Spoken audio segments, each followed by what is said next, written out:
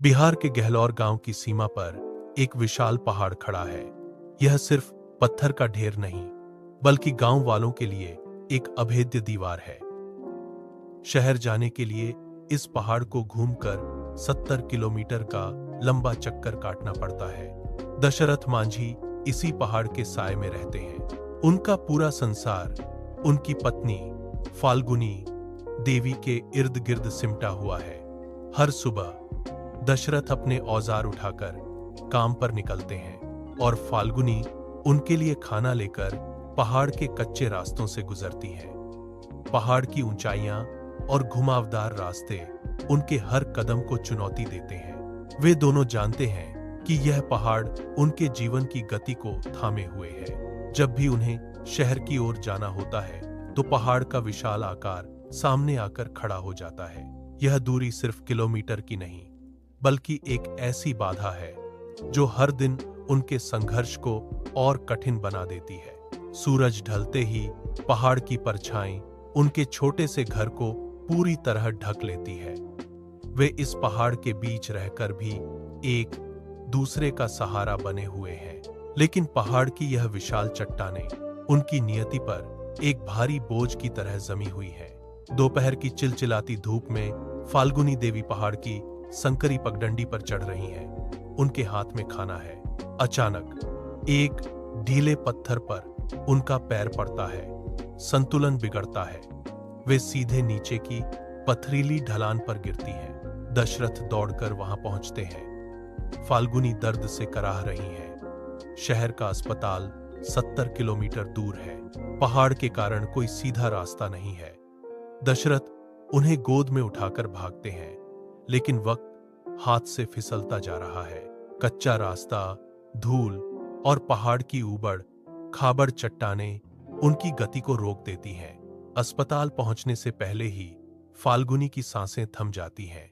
दशरथ की गोद में अब केवल सन्नाटा है। वे फाल्गुनी के शव को जमीन पर रखते हैं और अपनी नजरें सामने खड़े उस विशाल पहाड़ पर टिका देते हैं। पहाड़ की चट्टानें अब उन्हें एक दुश्मन की तरह दिखाई दे रही हैं। दशरथ की मुट्ठियां भींच जाती हैं। उनकी आंखों में आंसू नहीं, बल्कि एक ठंडी और गहरी आग जल रही है। वे उस पहाड़ को घूरते हैं जो उनकी पत्नी की मौत का कारण बना। यह दर्द अब गुस्से में बदल चुका है। वे वहां से हिलते नहीं, बस उस पहाड़ की छाती को देखते रहते हैं। अगली सुबह सूरज की पहली किरण के साथ दशरथ अपने घर के कोने में रखे औजारों के पास पहुंचते हैं। वे एक भारी छेनी और एक लोहे का हथौड़ा उठाते हैं। उनकी पकड़ मजबूत है। वे बिना एक पल रुके पहाड़ की ओर चल पड़ते हैं। पहाड़ की चोटी पर पहुंचकर वे एक ऊंचे पत्थर के सामने खड़े हो जाते हैं। दशरथ अपनी पूरी ताकत बटोरते हैं और पहली बार छेनी को पत्थर पर रखकर हथौड़े से जोरदार प्रहार करते हैं। धातु के टकराने की गूंज सन्नाटे को चीर देती है। पत्थर का एक छोटा सा टुकड़ा टूटकर नीचे गिरता है। गांव के लोग दूर से यह दृश्य देख रहे हैं। वे एक दूसरे की ओर देखकर हंसते हैं। कोई कहता है, यह आदमी पागल हो गया है। कोई चिल्लाता है, पहाड़ इंसान से नहीं कटते, घर लौट आओ। दशरथ उनकी बातों पर कोई ध्यान नहीं देते। उनके कान सिर्फ हथौड़े की गूंज और पत्थर के टूटने की आवाज सुन रहे हैं। वे दोबारा हथौड़ा उठाते हैं और फिर से प्रहार करते हैं। एक और टुकड़ा अलग होता है। दशरथ का ध्यान पूरी तरह से उस चट्टान पर केंद्रित है। वे न तो पीछे मुड़कर देखते हैं और न ही किसी को जवाब देते हैं। उनके लिए अब दुनिया की आवाजें खत्म हो चुकी हैं। केवल वे और यह विशाल पहाड़ आमने सामने हैं। वे एक के बाद एक प्रहार करते जाते हैं और पहाड़ के सीने पर पहला निशान गहरा होता जाता है। दिन हफ्तों में बदले और हफ्ते महीनों में। सूरज की तपती किरणें दशरथ की पीठ पर पड़ती हैं। पसीना उनकी आंखों में जलन पैदा करता है, लेकिन वे छेनी नहीं छोड़ते। दोपहर की चिलचिलाती गर्मी में पत्थर गर्म होकर तपने लगते हैं। उनकी हथेलियों पर छाले पड़ते हैं, फिर वे फटते हैं और खून सूखकर पपड़ी बन जाता है। जब सर्दियां आती हैं तो पहाड़ की हवाएं हड्डियों को जमा देने वाली ठंड लाती हैं। उनकी उंगलियां अकड़ जाती हैं। हथौड़ा पकड़ना मुश्किल हो जाता है, पर वे रुकते नहीं। फिर मानसून आता है। भारी बारिश में मिट्टी और कीचड़ उनके पैरों के नीचे से खिसकने लगते हैं। वे बार बार फिसलते हैं, घुटने छिल जाते हैं और चट्टानों के बीच से बहता पानी उनके काम में बाधा डालता है। हर मौसम पहाड़ के साथ मिलकर उनके शरीर को तोड़ने की कोशिश करता है। कभी कभी थकान इतनी बढ़ जाती है कि वे वहीं चट्टान पर गिर पड़ते हैं, लेकिन जैसे ही वे अपनी आंखें खोलते हैं, सामने वही विशाल पत्थर दिखाई देता है। वे फिर से उठते हैं, हथौड़ा कसकर पकड़ते हैं और अगली चोट करते हैं। थकान अब दशरथ की हड्डियों में उतर चुकी है। एक दोपहर हथौड़ा चलाते हुए उनकी मांसपेशियां जवाब दे जाती हैं। वे पत्थर के एक ठंडे टुकड़े पर लुढ़क जाते हैं।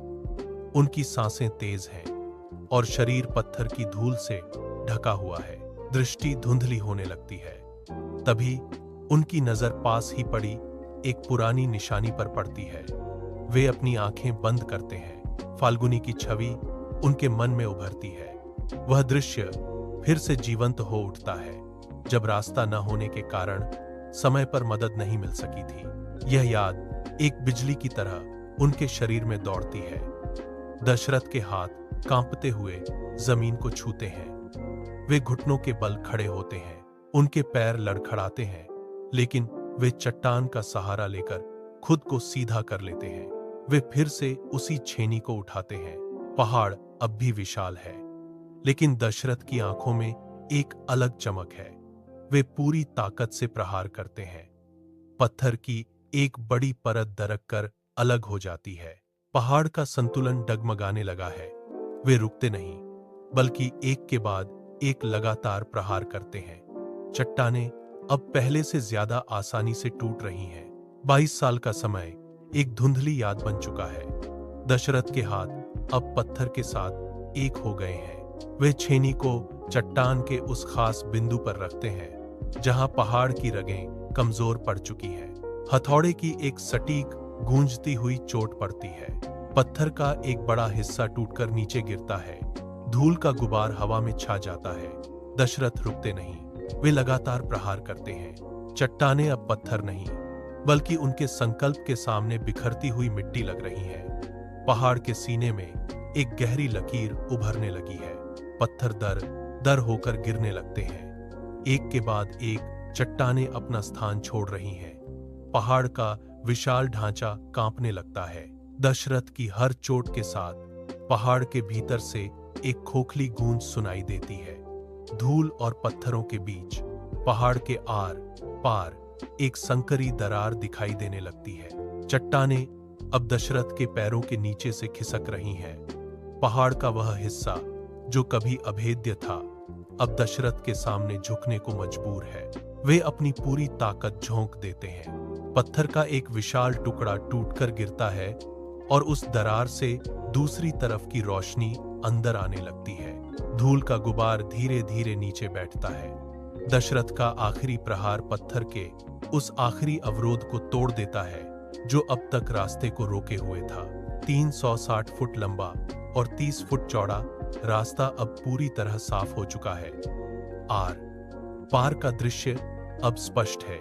दशरथ अपने हाथों में पकड़ी छेनी और हथौड़े को धीरे से जमीन पर रख देते हैं। उनके हाथ कांप रहे हैं। हथेलियों पर पड़ी सख्त गांठें और दरारें उनके वर्षों के संघर्ष की गवाह हैं। वे सीधे खड़े होते हैं। उनके फेफड़े ठंडी हवा को गहराई से अंदर खींचते हैं। पहाड़ के दूसरी तरफ का खुला आकाश अब उनके सामने है। वे उस रास्ते के बीचों बीच खड़े हैं जिसे उन्होंने अपने पसीने और खून से तराशा है। दशरथ की नजरें उस पार जाती हैं जहां से कभी फाल्गुनी उनके लिए खाना लेकर आती थी। उनकी आंखों के कोनों में नमी उभरती है। वे अपनी पलकें झपकाते हैं, लेकिन आंसू बहकर उनकी धूल भरी गालों पर लकीरें बना देते हैं। यह जीत का एहसास है, लेकिन इसमें फाल्गुनी की कमी का दर्द भी शामिल है। वे घुटनों के बल बैठ जाते हैं और उस जमीन को छूते हैं जिसे उन्होंने पत्थर से मुक्त किया है। उनके होठों पर एक हल्की सी मुस्कान है। उन्होंने पहाड़ के सीने को चीर दिया है। दशरथ की आंखें बंद हो जाती हैं और वे उस सन्नाटे में अपनी पत्नी की उपस्थिति को महसूस करते हैं। पहाड़ के उस पार से धूल उड़ती दिखाई देती है।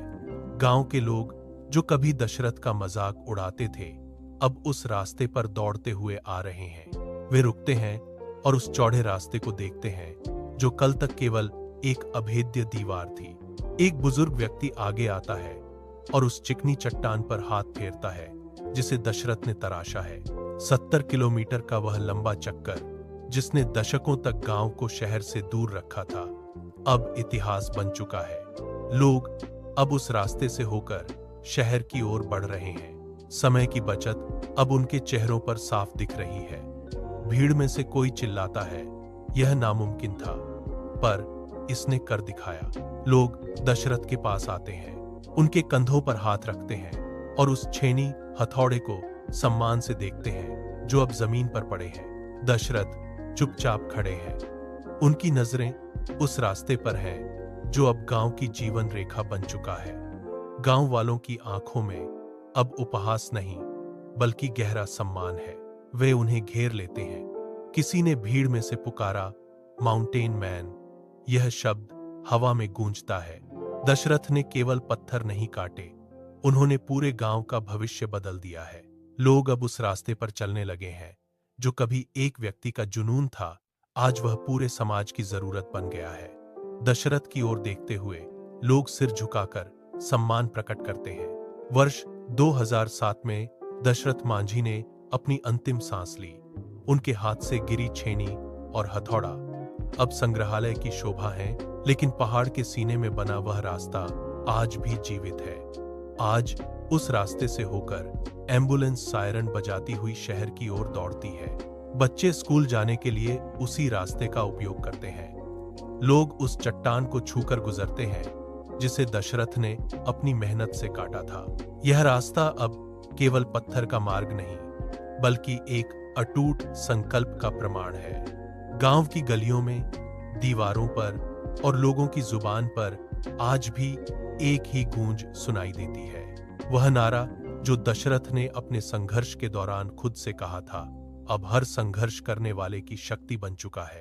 जब तक तोड़ेंगे नहीं, तब तक छोड़ेंगे नहीं। यह शब्द हवा में नहीं खोते बल्कि हर आने वाली पीढ़ी को चुनौती देते हैं। पहाड़ आज भी वहीं खड़ा है, लेकिन उसका घमंड चूर चूर हो चुका है। लोग उस रास्ते पर चलते हुए रुकते हैं, उस विशाल चट्टान को देखते हैं और फिर आगे बढ़ जाते हैं। दशरथ मांझी अब हमारे बीच नहीं है, लेकिन उन्होंने जो लकीर खींची थी उस पर आज पूरा समाज चल रहा है।